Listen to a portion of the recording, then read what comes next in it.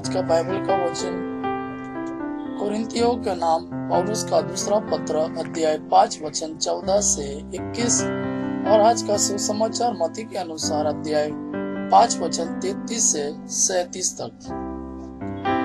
कुरिन्थियों के नाम पौलुस का दूसरा पत्र अध्याय 5 वचन 14 से 21 तक। क्योंकि मसीह का प्रेम हमें प्रेरित करता रहता है, हम यह समझ गए हैं कि जब एक सबों के लिए मर गया तो सभी मर गए हैं। मसीह सबों के लिए मरा, जिससे जो जीवित है वे अब से अपने लिए नहीं बल्कि उनके लिए जीवन बिताए जो उनके लिए मर गए और जी उठे हैं। इसलिए हम अब से किसी को भी दुनिया की दृष्टि से नहीं देखते। हमने मसीह को पहले दुनिया की दृष्टि से देखा, किंतु अब हम ऐसा नहीं करते। इसका अर्थ यह है कि यदि कोई मसीह के साथ एक हो गया है तो वह नई सृष्टि बन गया है। पुरानी बातें समाप्त हो गई है और सब कुछ नया हो गया है। यह सब ईश्वर ने किया है। उसने मसीह के द्वारा अपने से हमारा मेल कराया और इस मेल मिलाप का सेवा कार्य हम प्रेरितों को सौंपा है। इसका अर्थ यह है कि ईश्वर ने मनुष्यों के अपराध उनके खर्चे में न लिखकर मसीह के द्वारा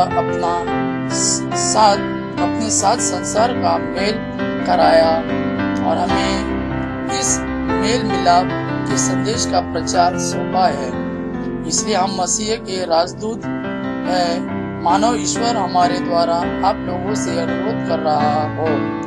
हम मसीह के नाम पर आपसे यह विनती करते हैं कि आप लोग ईश्वर से मेल कर ले। मसीह का कोई पाप नहीं था, फिर भी ईश्वर ने हमारे कल्याण के लिए उन्हें पाप का भागी बनाया, जिससे हम उनके द्वारा ईश्वर की पवित्रता के भागी बन सके। आज का सुसमाचार मत्ती के अनुसार अध्याय 5 वचन 33 से 37 तक।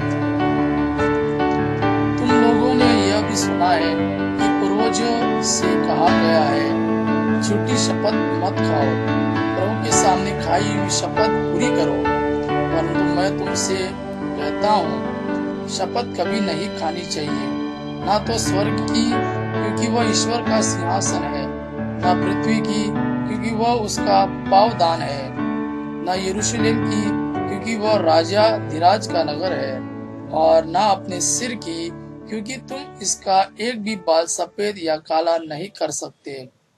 तुम्हारी बात इतनी हो, हाँ कि हाँ, नहीं कि नहीं। जो इससे अधिक है वह बुराई से उत्पन्न होता है।